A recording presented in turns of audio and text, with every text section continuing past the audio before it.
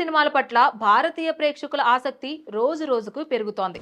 ఓటీటీలు వచ్చాక కథ నెమ్మదిగా సాగిన లోతైన కథనాలు, ట్విస్టులు ఉన్న సినిమాల్ని ప్రేక్షకులు ఇష్టంగా చూస్తున్నారు. ప్రస్తుతం థ్రిల్లర్స్ కి వసూలు భారీగా వస్తుండడమే కాకుండా స్టార్ హీరోల సినిమాలకు కూడా తగ్గట్లుగానే రీచ్ కూడా లభిస్తోంది. ముఖ్యంగా తమిళ సినీ పరిశ్రమలో ఈ ట్రెండ్ స్పష్టంగా కనిపిస్తోంది. ఇటీవల విడుదలైన విజయ్ ఆంటోనీ సినిమా మార్గన్ దీనికి పెద్ద ఉదాహరణగా చెప్పొచ్చు. ప్రమోషన్ లేకుండా సైలెంట్ గా రిలీజ్ అయిన ఈ సినిమా మొదటి రోజు సాయంత్రం నుంచి వసూళ్లు పెరిగాయి. వారాంతానికి వచ్చేసరికి తమిళంతో పాటు తెలుగులోనూ మంచి కలెక్షన్ సాధించింది. సినిమాలోని thrilling narrative, short run time ఇవన్నీ కలిపి ప్రేక్షకులను ఆకట్టుకున్నాయి. ఇంకొక ఉదాహరణ ఏంటంటే నవీన్ చంద్ర నటించిన 11. థియేటర్లలో ఈ సినిమా పెద్దగా ఆడకపోయినా ఓటీటీలో మాత్రం సూపర్ రెస్పాన్స్ ను తెచ్చుకుంది. చాలా మంది ఈ సినిమాను ఇటీవల కాలంలో వచ్చిన బెస్ట్ థ్రిల్లర్ లో ఒకటిగా అభివర్ణిస్తున్నారు. మేకర్స్ కాస్త మంచి ప్రమోషన్స్ చేసి ఉంటే థియేటర్లలోనూ బాగానే ఆడేదని అభిప్రాయం వ్యక్తమవుతోంది. ఇది ఒక్క 2 సినిమాలే కాదు, 10 అవర్స్,